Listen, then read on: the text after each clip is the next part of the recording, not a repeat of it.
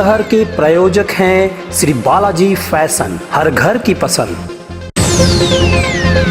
विधानसभा चुनाव के लिए आसनसोल दुर्गापुर में नामांकन हुआ शुरू। आसनसोल उत्तर में नामांकन फॉर्म जमा करने वाले पहले उम्मीदवार बने वामपंथी पार्टी SUCI के संजय चटर्जी। पांडेश्वर में जितेंद्र तिवारी ने फिर तृणमूल कांग्रेस में की तोड़फोड़, अपनी जीत पक्की करने के लिए हिंदू वोटरों को एकजुट करने का प्रयास। मुस्लिम ग्राम सेखानकार सब भोट यदि तृणमूल पाए ताहले हिंदू एलाकार सब भोट केन बीजेपी पाबे ना।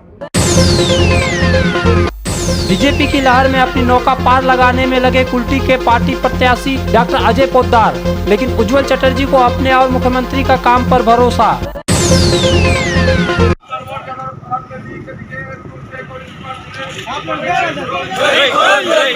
पश्चिम बंगाल विधानसभा चुनाव के लिए पहले चरण के लिए मतदान हो चुका है और अब गुरुवार को दूसरे चरण के तहत 30 सीटों पर मतदान होने जा रहा है। हालांकि अभी आसनसोल दुर्गापुर में मतदान में देरी है, लेकिन यहां चुनावी प्रक्रिया का सबसे महत्वपूर्ण सत्र शुरू हो चुका है, यानी प्रत्याशियों का नामांकन। बुधवार यानी 31 मार्च पश्चिम बर्धमान जिले में नामांकन का पहला दिन रहा। अगले 7 दिनों तक नामांकन हो सकेंगे और बुधवार को पहले दिन ही एक प्रत्याशी ने आसनसोल की एक सीट के लिए नामांकन कर दिया। वह प्रत्याशी है संजय चटर्जी। ये वामपंथी पार्टी SUCI से ताल्लुक रखते हैं। संजय चटर्जी ने आसनसोल उत्तर सीट के लिए आसनसोल सब डिविजनल मजिस्ट्रेट के समक्ष अपना नामांकन किया। इस तरह से आसनसोल की दोनों सीटों में से किसी एक के लिए सबसे पहले नामांकन करने वाले संजय चटर्जी का नाम दर्ज हो चुका है। अपने समर्थकों के साथ नामांकन दर्ज करने के लिए जाते समय संजय चटर्जी ने बताया कि बंगाल की 294 से सिर्फ एक सीट को छोड़कर SUCI सभी सीटों पर उम्मीदवार दे रही है। उन्होंने बंगाल की सत्ताधारी दल तृणमूल कांग्रेस और केंद्र की मोदी सरकार एवं बीजेपी पर एक साथ हमला किया। আপনারা জানেন ভারতবর্ষে SUCI একটি লড়াকু দল।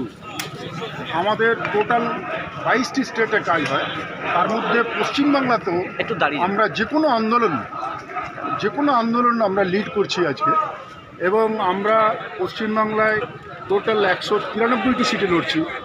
তার মধ্যে এই আসানসোল উত্তরে আমি সঞ্জয় চ্যাটার্জি SUCI দলের পক্ষ থেকে আসানসোল উত্তরে প্রার্থী।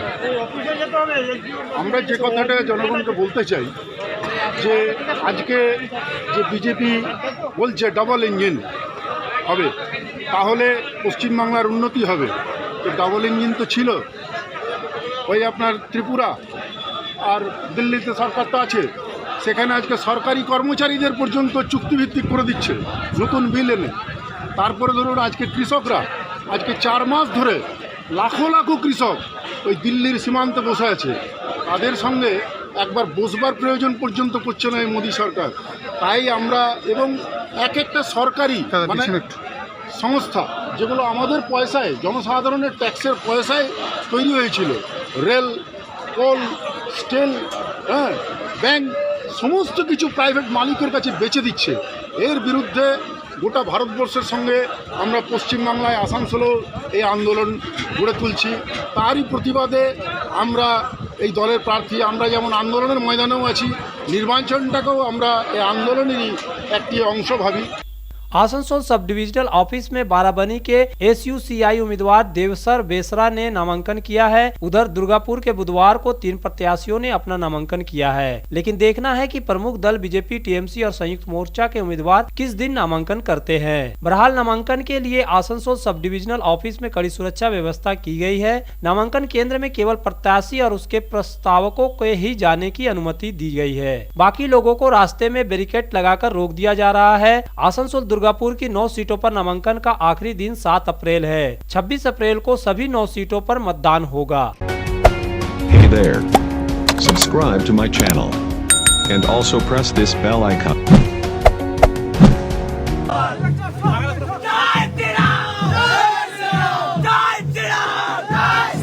पांडेश्वर के निवर्तमान विधायक और बीजेपी प्रत्याशी अपनी जीत पक्की करने के लिए हर तरकीब अपना रहे हैं। शाम दंड भेद की नीति के तहत जहां वह पांडेश्वर में तृणमूल कांग्रेस को तोड़कर उसे कमजोर कर रहे हैं, वहीं धर्म आधारित राजनीति को भी पुरजोर तरीके से इस्तेमाल कर रहे हैं। बुधवार को उन्होंने फिर से पांडेश्वर क्षेत्र के स्थानीय कुछ तृणमूल नेताओं को बीजेपी में शामिल करा लिया। बीजेपी के जिला अध्यक्ष शिवराम बर्मन ने उन्हें पार्टी का झंडा देकर बीजेपी में शामिल कराया।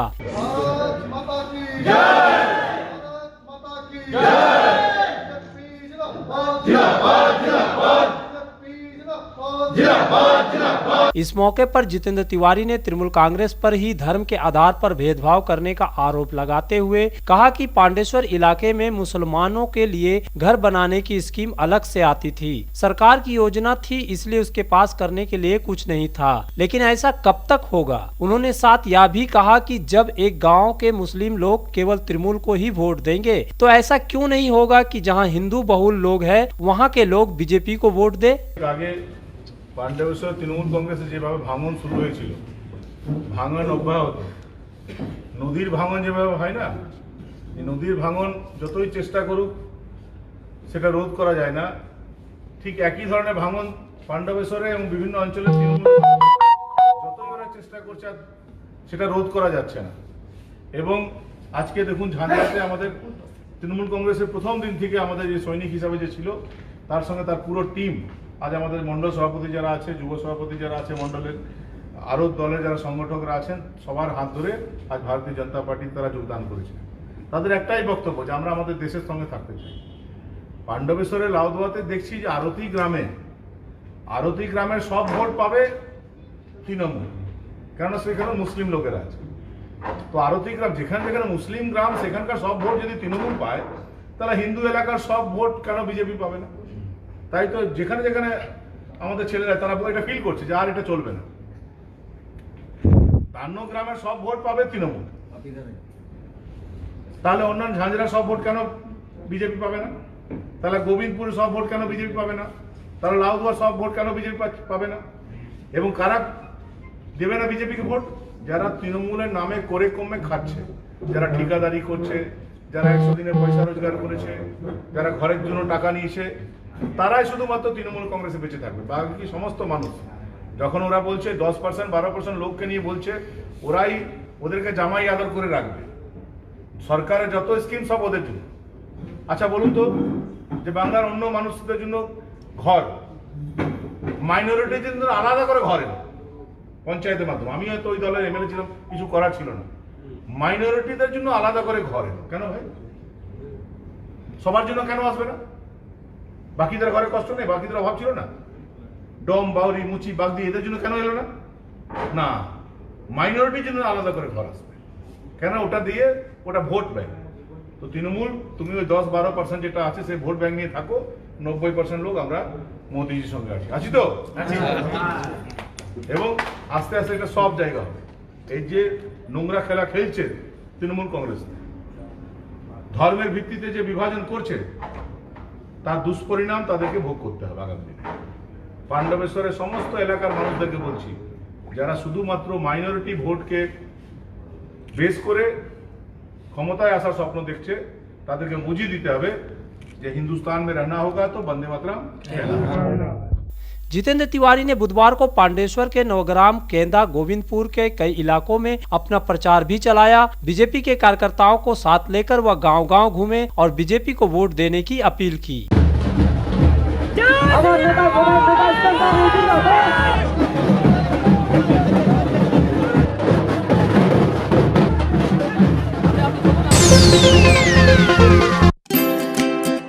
किसी भी घर की शान होती है उस घर में रखे फर्नीचर्स, और आपके सपनों के महल को आकर्षक फर्नीचर्स के साथ सजाना हो तो आप सीधे चले आए मॉडर्न फर्नीचर गोधली।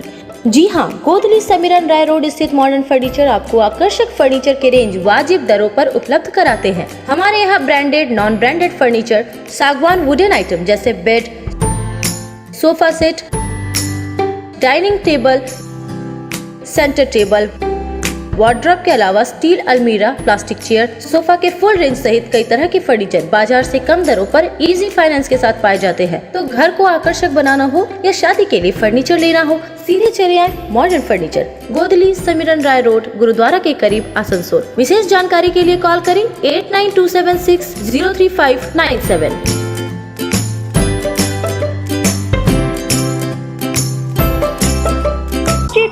चित्रसेल चल रहा है आसनसोल के लोकप्रिय और विख्यात वस्त्र शोरूम श्री बालाजी फैशन में 15 मार्च से 14 अप्रैल तक चित्रसेल का लाभ उठाएं और पाए 70% तक की छूट। समूची तहसील Shri Balaji fashion, GT road, Subhash cinema के विपरीत, आसनसोल। हमारे यहाँ शादी विवाह के लिए पूरा कलेक्शन भी उपलब्ध है। आसनसोल नगर निगम के तत्वाधान में मिशन निर्मल बांग्ला को सफल बनाएं। हमारी प्रतिज्ञा, हमारा गर्व। एक बात सभी याद रखें, कचरा जहाँ तहाँ ना फेंके। कौन सा कचरा कहाँ डालना है अच्छी तरह से समझना है। स्वयं जागरूक हो, औरों को भी जागरूक करें। रिड्यूस, रीयूज और रिसाइकिल प्रक्रिया को अपनाएंगे, सुंदर स्वस्थ आसनसोल बनाएंगे। आसनसोल नगर निगम के ग्रीन और ब्लू बीन का सही इस्तेमाल करें। प्लास्टिक का व्यवहार ना करें। आसनसोल नगर निगम सदैव आपकी सेवा में उपस्थित है। Clean Asansol, green Asansol. आसनसोल शिल्पांचल के चांदा मोड़ स्थित प्रतिष्ठित अंग्रेजी माध्यम के आसनसोल नॉर्थ पॉइंट स्कूल में 2021 के लिए प्रवेश जारी है। नर्सरी से क्लास 9वीं और 11वीं के लिए प्रवेश खुला है। ऑनलाइन नामांकन की भी सुविधा। स्कूल में सारी आधुनिक सुविधाएं उपलब्ध हैं। Air condition computer lab, air condition auditorium, swimming pool, पूरे स्कूल कैंपस में CCTV निगरानी, स्कूल ट्रांसपोर्ट की भी सुविधा। संपर्क करें आसनसोल नॉर्थ पॉइंट स्कूल में।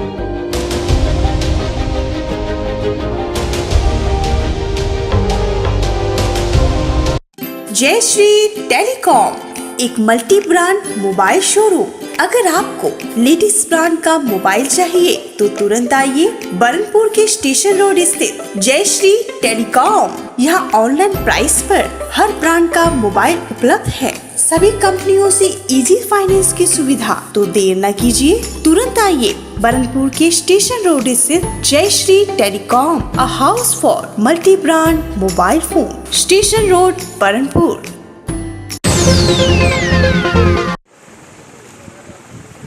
बाराबनी के बीजेपी प्रत्याशी अरिजीत राय ने अपने विधानसभा क्षेत्र के प्रशासनिक और पुलिस अधिकारियों पर गंभीर आरोप लगाए हैं। अरिजीत ने कहा है कि चुनाव आचार संहिता लागू है, चुनाव की अधिसूचना भी जारी हो चुकी है, लेकिन बाराबनी क्षेत्र के अभी भी कई अधिकारी सत्ताधारी दल तृणमूल कांग्रेस के लिए काम कर रहे हैं। यहाँ तक कि पुलिस अधिकारियों ने उन पर हुए हमले के संबंध में उनकी लिखित शिकायत को कम महत्व दिया है। जिन लोगों ने मेरे ऊपर हमले किए थे, गाड़ी में तोड़फोड़ की थी, उनके खिलाफ जमानती धाराओं के तहत मामले दायर किए गए और उन्हें गिरफ्तार करने के बाद छोड़ भी दिया गया। अरिजीत ने बुधवार को अपने चुनाव प्रचार कार्यालय के उद्घाटन के मौके पर आयोजित प्रेस कॉन्फ्रेंस में कहा कि हमारे जिले की 9 सीटों में से सबसे अधिक संवेदनशील सीट बाराबनी है। अरिजीत ने बाराबनी के तृणमूल विधायक और उनकी पार्टी तृणमूल कांग्रेस के नेताओं पर डराने धमकाने का भी आरोप लगाया।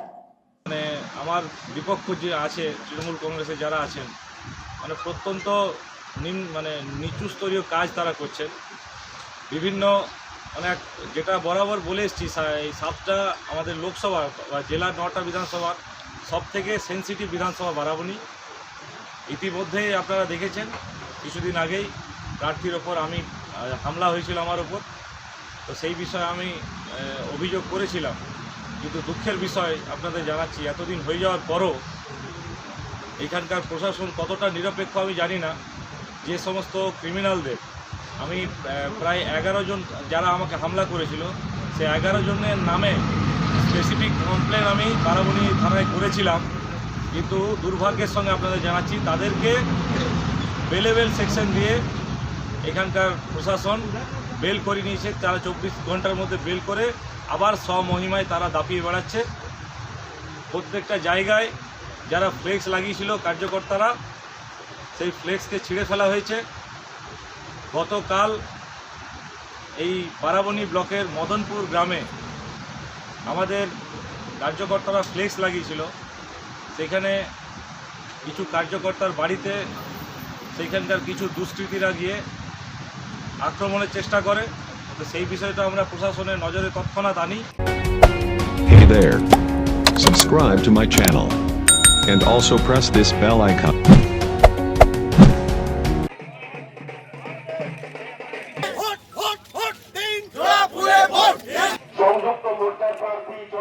आसनसोल दुर्गापुर के 9 सीटों में से कुल्टी की चुनावी लड़ाई ज्यादा चर्चा नहीं बटोर रही। कुल्टी वासियों को छोड़कर जिले के बाकी लोगों में इस सीट को लेकर ज्यादा कोई दिलचस्पी नहीं दिखाई दे रही है। इसका कारण है कि यहाँ कोई हेवीवेट कैंडिडेट नहीं है। यहाँ की सिटिंग विधायक उज्जवल चटर्जी को टीएमसी ने फिर से मौका दिया है, तो वहीं पिछले विधानसभा चुनाव में हारने वाले डॉक्टर अजय पोद्दार को भी बीजेपी ने फिर से चुनावी अखाड़े में उतारा है। हालांकि कांग्रेस के उम्मीदवार चंडी चटर्जी भी कुल्टी के चुनावी मैदान में अपनी ताल ठोक रहे हैं, लेकिन यहाँ मुकाबला बीजेपी और टीएमसी में ही आमने सामने का है।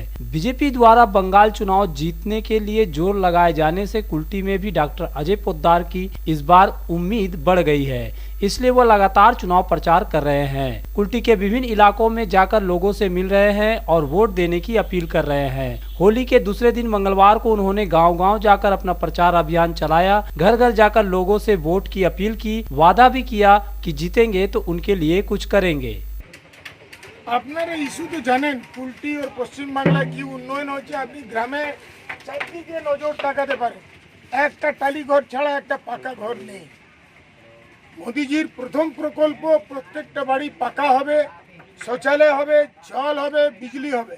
এটা প্রাইমারি, একে যাকে বলি মূলভূত আবশ্যকতা। তারপরে উন্নয়নের তো রোড থেকে আরম্ভ করে সব কিছু, কর্মসংস্থান থেকে সবই কিছু হবে। কিন্তু প্রথম আমাদের লক্ষ্য যে একটাও কাঁচা বাড়ি না থাকে। वहीं दूसरी तरफ टीएमसी उम्मीदवार उज्जवल चटर्जी किसी हाल में मैदान छोड़ने को तैयार नहीं है। कुल्टी की विकास की बातें कर वे लोगों के बीच जा रहे हैं और एक बार फिर से प्रदेश में मुख्यमंत्री ममता बनर्जी की सरकार और अपने को विधायक बनाने के लिए वोट मांग रहे हैं। उज्जवल चटर्जी मुख्य रूप से मुख्यमंत्री ममता बनर्जी के किए काम को ही जनता के सामने रख रहे हैं। আমার কাছে নিয়ে যাওয়ার কিছু নেই, নতুন করে বলার কিছু নেই। কোন জায়গার কি অসুবিধাগুলো আছে আমি খুব ভালো করে জানি। এ তো নয় 5 বছর একবার বেরোলাম, ভোটের 10-15 দিন, 1 মাস 2 মাস খাটলাম আর ঘর ঢুকে গেলাম। 5টা বছর আমরা ঘুরে বেড়াই, যে কোনো মানুষ যায় কাজের জন্য আমাকে পায়। একমাত্র কলকাতা বিধানসভার কাজে না গেলে, না থাকলে আমি কিন্তু এখানেই থাকি, বাইরে কোথাও যাই না। এবারে কথা হলো অনেক রকম বলতে পারে, কিন্তু আজ এত বছর ধরে যা করছি আমরাই তো করে আসছি। তৃণমূল কংগ্রেস সরকার করছে, আর দেখতে কোথায় পাচ্ছি কেউ? যদি সবাই উন্নয়নমূলক কাজ করে খুব ভালো, আমি তার কাউকে না বলতে পারি না, নিশ্চয়ই করতে পারে, কিন্তু উন্নয়নটা করছে কোথায় এটাই তো আমরা দেখতে পাই না। যেটুকু করছেন আমাদের নেত্রী মমতাদি করছেন, মুখ্যমন্ত্রী হিসেবে যেগুলো করছেন এলাকায়, আমরা সেগুলোকে নিয়ে মানুষের কাছে যাচ্ছি।